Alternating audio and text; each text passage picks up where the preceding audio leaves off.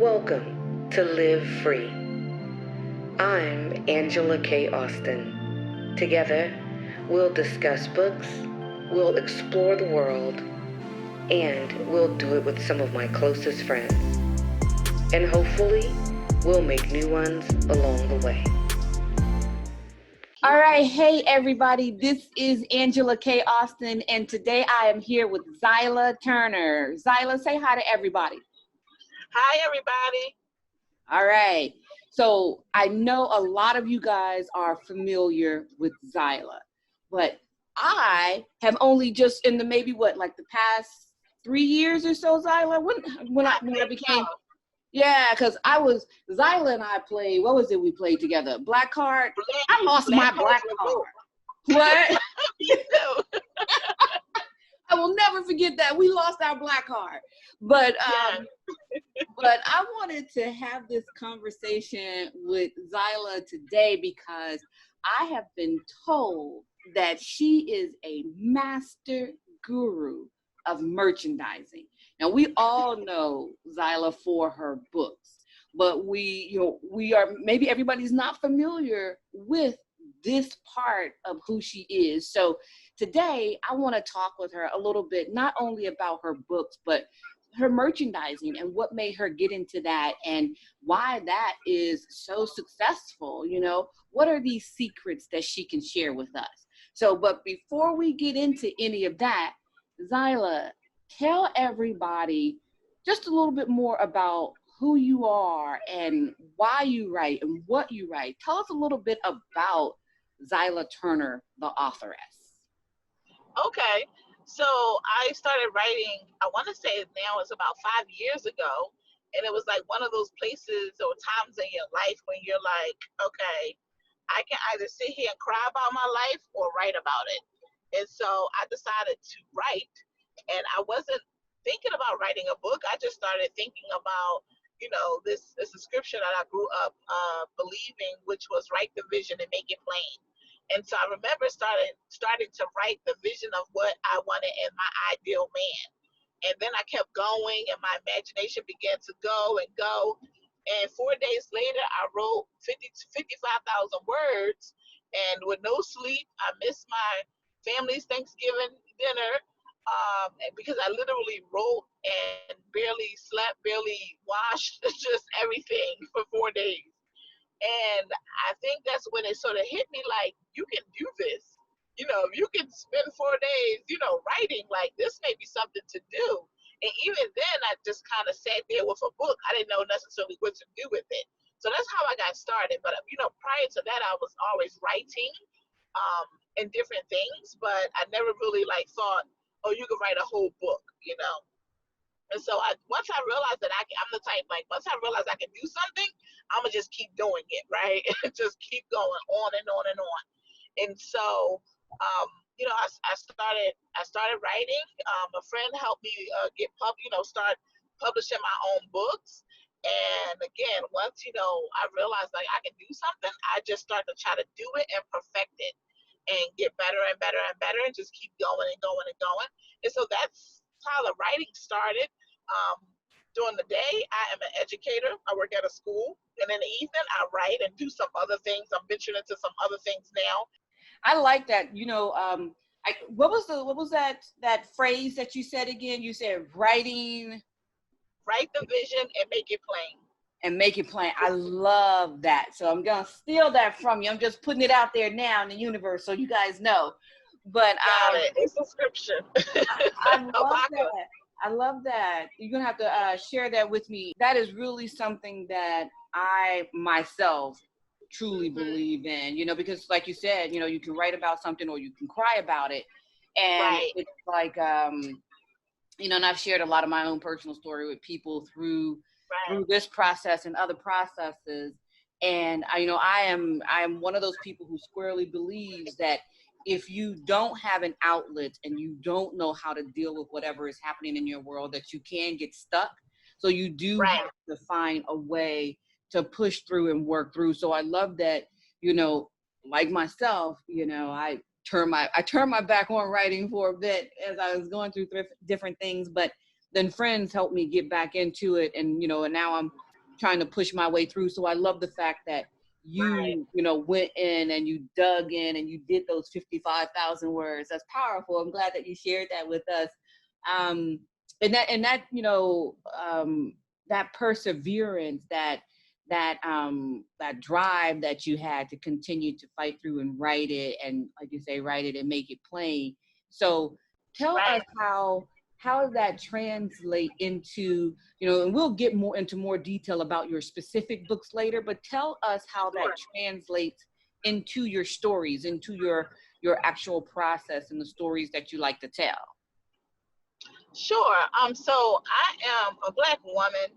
I have always been curious about just races and different people. I think as authors, we are people watchers, and we're always curious around like what makes people tick, and and I think that's one of the things for me where I'm always like, I always want to see the most unlikely people get together. And so, I mean, we can look at one of the pandemics that we're dealing with now, right? And so one of the things that I think is a big topic is race, and I always have all these thoughts about it. As a Black woman, I can never get away from it. And so it's always interesting to me. And so I think I read, well, let me back up. I watched The Bronx Tale, and that was about this Italian boy and this Black woman from different sides of the track. And it tracks, and that always stayed with me, this idea of like, wow. And I remember being really young watching it, but I was so curious. I remember sitting there watching, even through the violence and all of the the misunderstandings, and I was just like, this is interesting. And so I think for me, that just sort of intrigued me. I'm a romance reader, and so I really started off reading a lot of romance on my Apple on iBooks, and so I didn't really see a lot of diversity in in my romance. I think the first diverse book that I read was Nana by Nana. I think it's Nana Simone. She had cartoons on the front of her book, and it was a Black woman and a white guy, and I was like, oh, that's going to be interesting. So I remember reading that, and that was like really like the first opening to this whole IR community. And so that's really, I started, and I always knew I wanted to write IR. I'm from the South, so okay. So I play with religion a lot. I play with race a lot.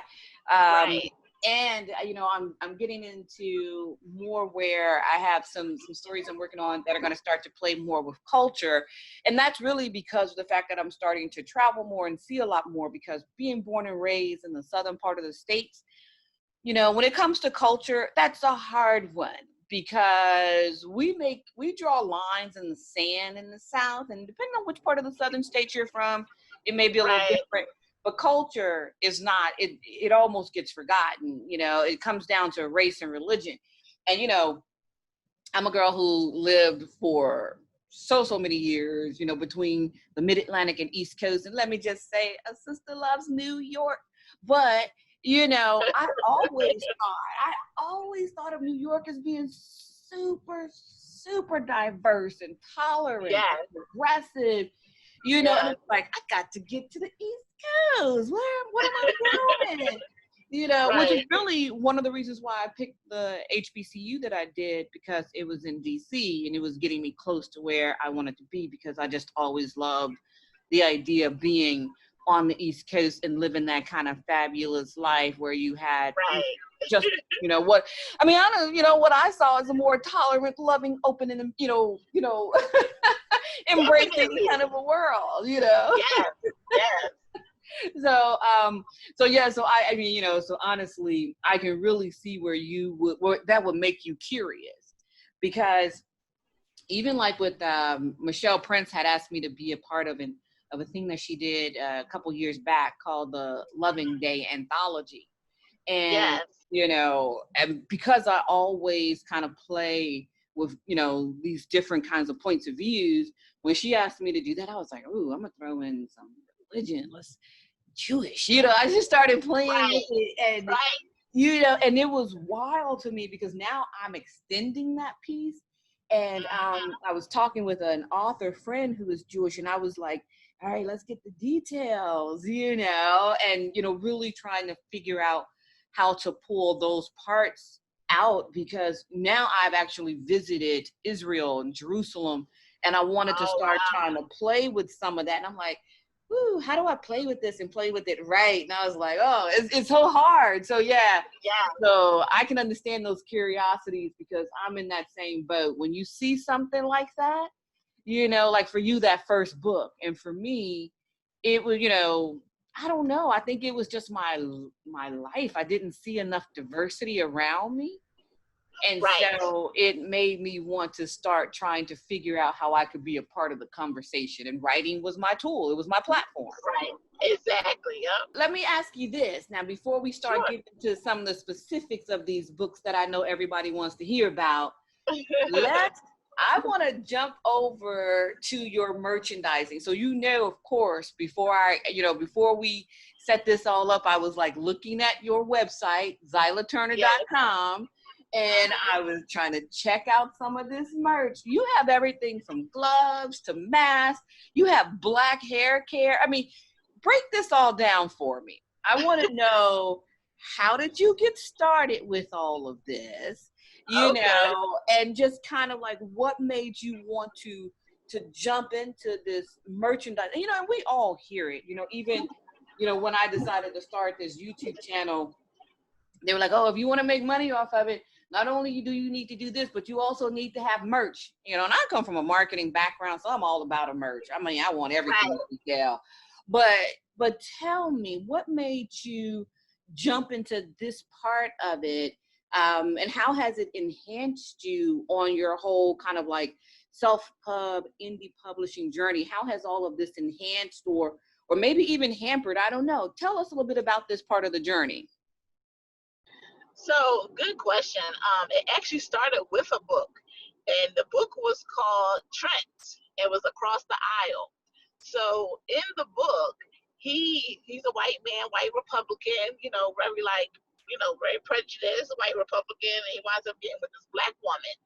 And it all started with this whole idea of him saying, how we are women with our hair, black women with our hair, we're walking around. She was in the shower, and so she's walking around, and she's like, she gets out the shower, and he's like, "What is up with your hair? Like it's like standing on top of her head, right?" And he's just like, "Something needs to happen with your hair." So he like goes to a store, and he's trying to find a store, and he can't. And so it actually takes place in D.C.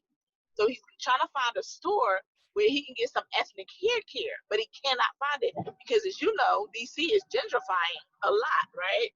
And so he has to go Yeah. to Maryland. So he comes back because he doesn't know what to get. He's just like so he basically bought out the ethnic hair care, like all the merchandise from the store, and he's like, they're talking about Black Lives Matter. He says he said, what about black hair? Black hair needs to matter. And so it kind of started this whole thing, right? Where I was like, oh my gosh, black hair matters. And so like I kept, so he made a shower cap in the book. Like he was like, here's a shower cap. And he gave it to her later. And he started this whole thing called Black Hair Matters. So then this is book one in the series. And so every book talks about this shower cap that he made. And so I was in the process like, oh, I'm going to get some shower caps made that are, Black Hair Matters. And so then I was like, okay. And then I thought about some other things. I was able to get some bonnets made, Black Hair Matters. And I think, for me, like I said, once I realized I could do something, I'm like, what else can I get? So I started a whole website called blackhairmatters.net. And on the site is a range of things. It's shirts, is shower caps, sweatshirts, socks, like well, you name it, it's on there. And that all started from this book called Trent Across the Aisle. And so then the idea around the mask and the gloves was because I was actually, when this COVID thing first happened, there was not a place in New York where I could get masks or gloves. there was a place on Amazon. Amazon was sold out, like just nothing. And so I remember being like, I'm gonna have to stay in the house. I can't go anywhere because I don't have masks or gloves. But again, I work at a school, so I received an email, and the email said you can get your own customized, mask. And I'm like, oh, I'm on it. So I mean, I got it for my school too, but I also bought some for myself. And I'm just like, okay, what could I put on here? And I'm just like, yeah, like it's called Read Romance, Stay Safe. Which is, my hope for everybody. This is like read some romance because it's lighthearted. That's actually why I read romance. It's lighthearted and stay safe, right? In the middle of this pandemic. So I ordered some masks and I just received the gloves literally. And so I'm actually sold out of the Zyla Turner mask, but I do have some Black Hair Matters mask and I have the Zyla Turner gloves. And so that's how all of that got started. That's so interesting to me and I want to just piggyback on something you said, because when you said the shower cap, yes, I always have these jokes with some of my friends, because every time you go to a hotel or something, or especially if you are a person who does date outside of your race or anything like that, and you're a Black woman and you go to like one of these showers or something, or hotels, and the shower is what we call that rainfall shower. You're like, what am I supposed to do with that thing coming straight out the ceiling right onto the top of my head, when half the time Black women don't want to get their hair wet in the shower? Exactly. It's hilarious. Yes. Yes. That was me in Paris. I was like, what is this? That is hilarious to me. That's why I was laughing at that while you said that. I was like, oh yeah, a shower cap is so needed in my life. But yes. I love that you sprung that idea from your books, and that the fact that you're even sold out of some of this stuff is amazing, because honestly, all of us as authors, because if we think about ourselves as publishers and not just as independent authors, if you're a publisher, publishers are looking at all of these tandems. They're looking for all of these points of connection so that they can reach out to the reader in all of these other ways, so that the money isn't just coming from the book, the money is coming from the books, the movies, the merchandise. It's coming from all of these things, and so for us, honestly, for those of us who whether you are brand new into the game of indie, or or whether you've been in it for 10 years or more, if you want to talk about that sustainability, you really do need to think about it, because I don't remember from looking at your Amazon and stuff how many books you have out, but I know, like for myself, I've been out here for 12 years or more, but I'm not a fast writer, so I don't have a lot of books out there. I generally do about one book a year, but merchandising and all these other things, those are ways that self-pub authors can have that sustainability, because there's a point where your backlist, is not making you money necessarily anymore, and so you really have to keep thinking about what are these other things. And so you've gotten really creative, and for our mutual friend out there, Sierra London, hey Sierra, she was like, yeah, no, Zyla is a whiz at this. So the fact that you have shot this off of your books, and that you have built up this merchandising line, I think that shows that you're business minded, and you're thinking about the long road, the longevity of it. Now, how complicated is it for you though? How has it been? Because you have multiple websites, because you got your Zyla Turner, and you have your Black Hairs Matter, and then you have the different products, and like you said, one of them you've already run out of. So how complicated does it get? Because, you're working full time, you're an educator, you're a writer, you're, you're a mogul. So, so how are you managing, having all of those hats on? Right. So I try to keep it as simple as possible, right? And so the three things that I purchased just wholesale were the shower caps, I purchased the mask, and I purchased the gloves. So that was wholesale. Outside of that, I don't purchase anything else. Everything else is a website that I use. So it's a website that already has t-shirts and they already have all of these other things. So while all I'm doing is putting my logo on them and integrating them into my site. And I do that because I don't have the time. I work 60 to 80 hours per week on my full-time job. And so I don't have that. Would it be cheaper? Could I offer it cheaper if I did some of that other stuff? Sure. But like for me, time is money and I don't have the time to manage all of those things. But my thing is, and your background is in marketing, so you'll understand this. A lot of times, the point is like, well, do I sell out of my sweatshirts or t-shirts or whatever? No, but I may have a few people buy them. And the key thing is for me as an indie author, especially, is exposure, right? So if people are constantly seeing my name and people are constantly seeing my brand, the same girl in that peach dress, right? And they're like, who's Dollar Turner? How do you say that? What's that? And if they come across it on Amazon or whatever the case is, they're like, let me try this book out. Oh, I think I like this. Oh, I remember her name. Oh, that sounds weird. People start being curious about who you are. Right there is doing I try to keep it as simple as possible for me. I ordered, I have a printer at home already. I have, readers can buy things on PayPal, and so it's integrated in my site. And I'm pretty tech savvy. One of my degrees is in a background with technology. And so I'm able to, like integrate it with my site. It's still not hard, but I keep it as simple as possible. So anything I have to ship that's in my apartment, I ship it right away. And anything else, like some of the other merchandise, it comes from that company. They would just put the logo on there or on the cup or the whatever, the jacket.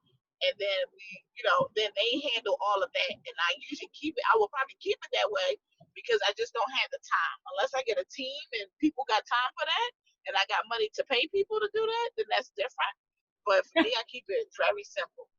I love simple. Let me tell you, because yeah, and that's the thing. So like you said, the having that visibility so that you have that opportunity to be top of mind for that potential reader, right? And so Right. I tell people that all the time in the like even recently when I had the honor to interview Miss Beverly Jenkins, and she and I Wow. were talking about that, because she was like, yeah, I've been in this business for almost 30 years. I put out like one book a year. And I was like, wow, I do too. I was like, but in the indie world, you kind of like disappear because so many people do rapid releases and they're always out there. Right. And that's what they're doing, is they're trying to stay top of mind so they don't fade to the bottom, because like I said, it's like, there are just a million books, out there a year. You know what I mean? Literally. So Yes. it's like, A week. you know what I mean? So you get Yeah. forgotten. Yeah. That's like, so because I may eke out 2 books in some years, but I'll do some Right. anthologies or something. But literally Right. one of those things that independent authors do need to always think about. So for all those Mm-hmm. people listening to our voices, if you're interested in this world of self-publishing, of indie publishing, you do need to Mm-hmm. be conscious of that visibility factor, that top of mind factor, Yeah. and know that your competition is fierce out there. There are people dropping books on a monthly basis Yep. or Yep. whatever. And so you have to be, you have to be able to understand what it means to get whatever your products are in front of those potential readers. And Yeah. Zyla, you have done, like you say, even if you're only selling a handful of t-shirts, you're still selling them and they're on people's bodies. Yes. Yes. Right. So whether they are Exactly. in the gym or whether they are, you know what I mean? It's like Yep. they are out there. And that's Yep. really important, because Yep. I used to do that. I would have t-shirts and stuff. And of course, Yep. whenever we all go to the events, we're always Yes. giving out promo items. People are like, ooh, promo items. Like, yeah, take 2. You Right. be a Take friend. them. Yep. Yep. Take them. Take it, give it to your friends, be my Yeah. guest. Yeah. And it's just that kind of a thing. People, Yeah. being a part of your stealth squad, because every time they take your name out into the world with them, Exactly. they're allowing one more person to become curious about what that is, who that is. Exactly. Yep. Yeah. Exactly. Yeah, you're doing a good job with that. I was peeping around the website, I was like, I know I need gloves, because every time I step out of this place, I'm like, you should see me, because I come from the healthcare industry, Oh wow. and so Yeah. I'm that person who is out there. Like, you should see me in my car, like with the mask on, I'm gloving Yep. up. I'm like, let's Yep. do this. Exactly. I'm with you. I got these gloves over here right now. I'm just like, okay. I have no time for the nonsense, people. No Yeah. time. It's like, Right. everybody, Right. you guys do you, but Angela K is about to be masked and gloved. Okay? Yes. Yes. Mask and gloves. Okay, so while we were talking, I hopped over to Amazon because I had to look for that book Trent. So, Uh-huh. but but let's talk a little bit about your books. So Okay. we know that you're in the IR space. We kind of know what inspired you to jump in. But now tell us Hmm. a little bit about, like, I hate to ask authors because I hate when people ask me, but do you have a favorite book, a favorite hero, a favorite heroine? You know what I mean? Tell us a little Yeah. bit about your books. What's going on over there? So that's funny. I feel like, well, you've been writing for a while. So, you know how, like, you think that this person is a favorite, but then that something else, comes up, and then it's just like, I have another favorite and another favorite. Yep. So, Yep. I right. So I think it's that. I think, when I first started off writing, Joshua and Bombshell was my favorite. Like, he was just like, oh my gosh, like, I love Joshua. But as I continued to write, I met people like the hero and Take a Knee. I'm just drawing a blank on his name right now. It's not Trevor. I'm drawing a blank on his name right now. But the hero and Take a Knee, like, I loved him. Like, I loved his character. But then I also wrote Trent. And so Trent was another kind of character for me. And I always like try to do a caveat. And because Trent was so, like, that was the closest to a prejudice I ever really moved, like, to just this racist white man. And I still like tamed him down a bit. And so I think readers like him more. By far my best selling book. But it is, not that he's not a favorite, like he is, like he's just so, but he's a different favorite. I would have to say one of my favorites is Duncan. Duncan he's on the spectrum, and I absolutely love him because he's just so adorable. Like, cause he says whatever, and I used to work in special education. And so it was just something special about some of those students, because they just said, like, kids, right? They just say whatever's on their mind. But they also don't, they, like, I also learned a lot about myself through them. And so Duncan, I think, is probably, if I had to give a favorite right now, Duncan would be that person. Duncan. Okay, I'm gonna have to look him up. I was looking up your hero and Take a Knee. Is it Harvey Black? Yes, Harvey Black. Yes, yes, yes. Yeah. See, I'm gonna have to look up Take a Knee. And you were so right. I mean, it's like I think the more and more I write, I think we all just become better storytellers the longer that we do this. But Right. I think I'll speak for myself. I think I create more complex characters. And Mm-hmm. so as a result, like you said that, when you first started, you were like, you want to kind of like write these men, that you kind of like almost want to date or something. You know what I mean? It's Right. just like, Right. and I think that as I create these female characters, Right. I'm like, who do I want my woman to have? Exactly. Who's gonna Right. be the best? Not me. Like, I want Right. this guy who's gonna be her, like, yeah, Yep. Yep. Yep. without her Yes. even realizing that he is just holding her down, like, I got Yep. you, boo. Don't Yep. worry about Yep. it. Yes. Because Yes. I'm looking for mine. Where mine? What? Coming back to New York, Exactly. Tyler. I'm coming to New York. Just hook us some stuff. Help me out. Girl, let me tell you, I don't know nothing. And don't come to Tennessee, boo. I'm gonna need some people in Tennessee to tell me where to go. I've been here and I've That looked is around, funny. but That is funny. but I love it because when I read different books, when I write different books, I am looking for how those two characters thrive together. Yes.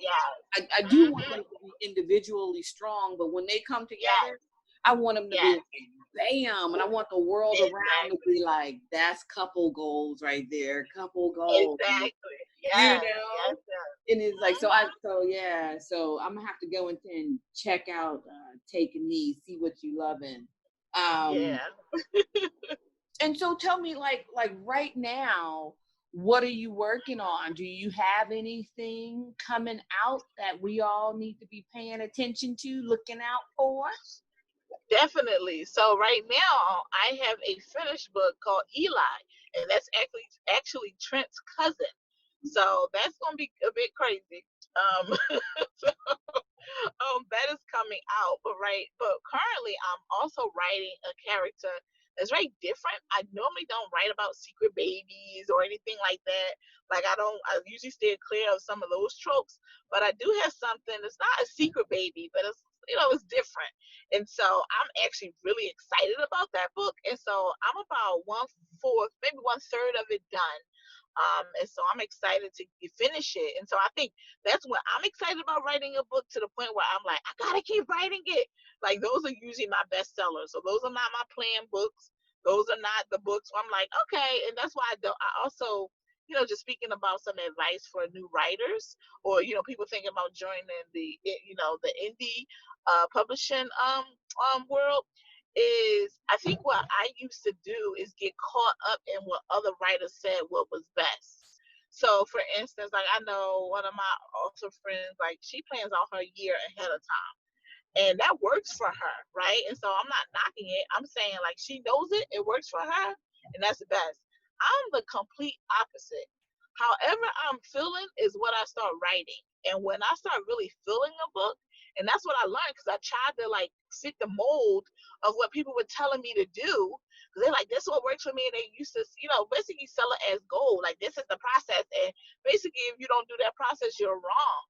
And I remember trying to do that, and then I would sign up for all these box sets and collaborations and serials, and I'm like, and for me, it was like forcing me to write a specific thing that I was no longer interested. Like, I might have been interested when the idea first started, but if those characters are not speaking, I feel like I'm forcing something.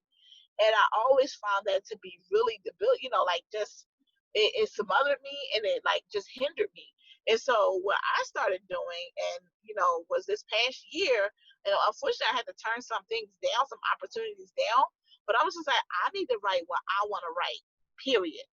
And that's why I joined this indie world, and I'm not going to the traditional side of things, because I wanted to write what I wanted to write, and I want to write it how I want to write it, and I don't want to have to conform to anything else. And so for me, that works. For my schedule, that works. For my world right now, that absolutely works. And so I think, just thinking about the things that you like, just advice for other authors is, or new authors, or even like authors that are in it, trying to listen to what somebody else said to do. It's just like, you got to find what works for you, because everything that worked for other people, or what the articles say, or what the books say, may not work for you. And I feel like it took me years to realize, like, sort of how I got started writing. I was frustrated, so that was my way of relieving stress. So I made a vow in 2020 where I was going to get back to that I was going to start writing for me, and not writing for people, not writing for readers, not writing for, like, series and other people's series, or even my own for that matter. But I was going to write what I wanted to write, how I wanted to write it. So Eli came out, and that was just something that just came from me. Mr. West came from me.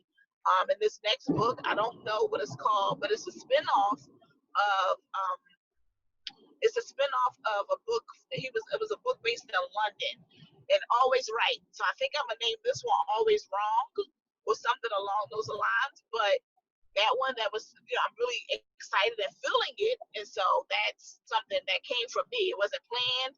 I didn't have any, thoughts about doing it, but I'm doing it, and I'm really excited about it. Well, I'm going to co-sign all of that. So for everybody listening to our voices, because, I always tell people that I write women's fiction with a touch of romance. And because I love romance, and I think that a part of any woman's journey, is that allure of love, that allure of a supportive, nurturing, kind, whatever she needs type of love. Right. And so, because when you're in the indie publishing world, there are some tropes that are super popular, and those are the things that, a lot of the readers, if you're in the Facebook groups and things like that, those are the genres that they want to see. And so you can get tied up in that, where you want to try to write that as well, and so you do, you might, I'll say I do. So you'll get, you'll get into that where we're like, okay, I want to write this and I want to write that. And I was sharing with some friends the other day, one of the latest releases that I did was with Kasana DeWitt. She wanted a lot of the authors, to do that IRAE release. And so, she was like, yeah, we wanted to be fantasy. We wanted to be, I was like, my idea of fantasy is going to be so different. It's going to be so different.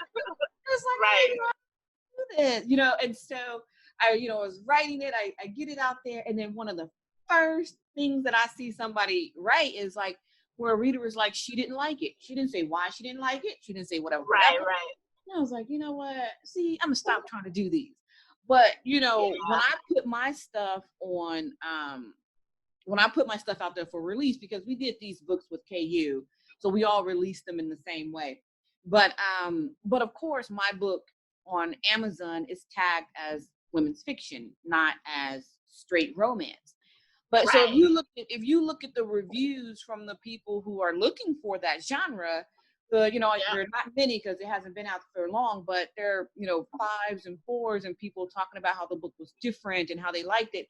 I'm like, thank you for understanding my madness. Yeah, I appreciate you understanding where I was coming from with this book. Exactly. But that's the thing, because when you try to fit, a square peg into a round hole, it may not work, and that can be discouraging. So for all of those indie writers out there, just as Zyla said, I want to co-sign that. Be sure that you are being true to how you want to write and what you want to write. Because if you try to force yourself to do whatever other writers are doing, even if those writers are your friends, if you try to force yourself to do as they're doing, that might become discouraging for you, because it might not work for you in the way it works for them.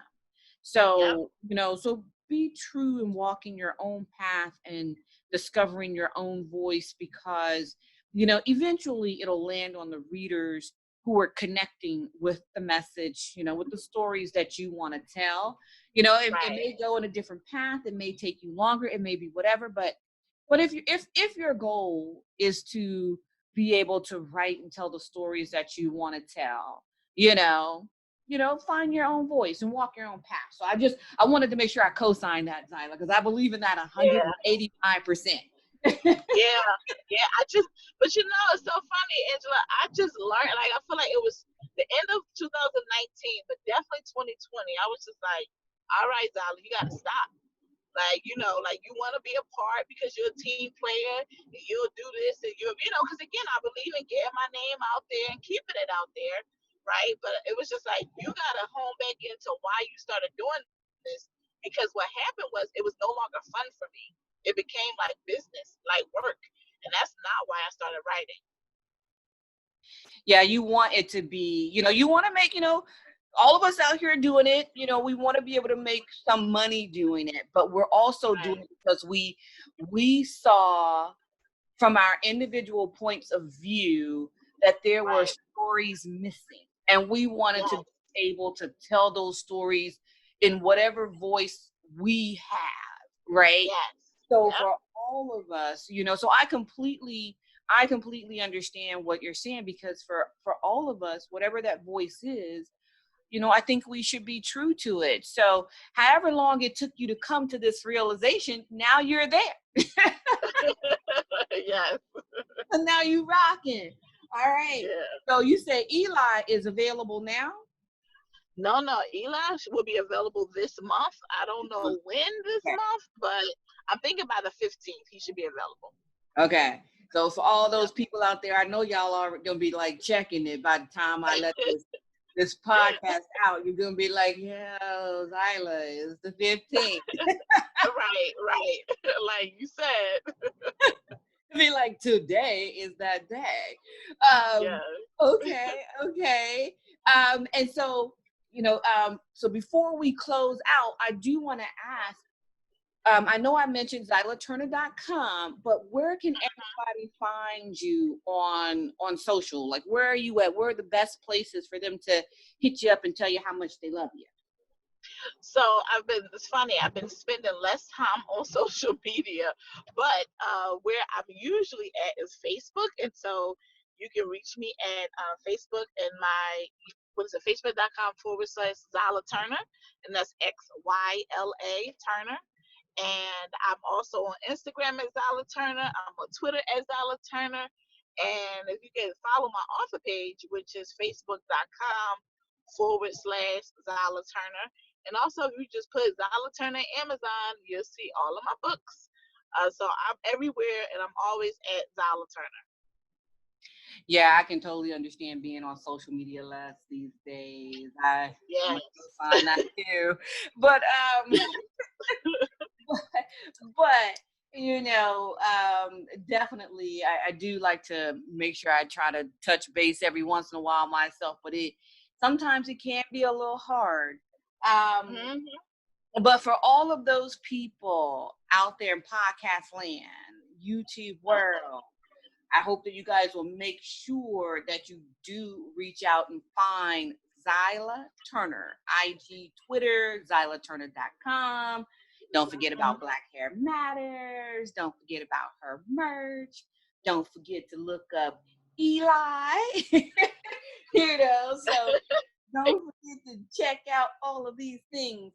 And Zyla, I want to say, even though I got my black card snatched, madam, even though, Yes. I want to still say, I love you, and I want to thank you so much for joining me today. And I'm so happy that, Sierra was like, you gotta talk to her. So I really want to say thank you so much for taking a part of your afternoon to come and join me today. Thank you so much for having me. I really enjoyed this. It was really helpful. Thank you so much for joining me, Zyla. I'll talk to you soon.